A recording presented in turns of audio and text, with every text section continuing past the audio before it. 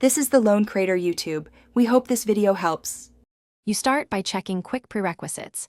Make sure your Redmi 14c runs a MIUI build that includes split screen and that both apps are installed. Once done, open the app you want on top and swipe up or tap the Recent Apps button to show overview. This triggers the split screen controls.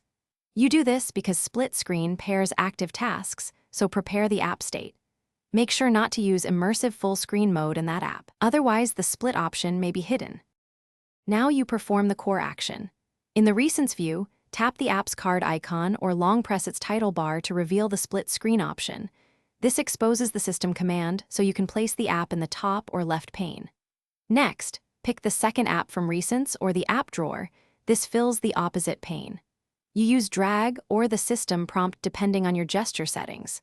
This method ensures both apps run side by side and remain responsive for multitasking. Finish by adjusting and finalizing how you view both apps.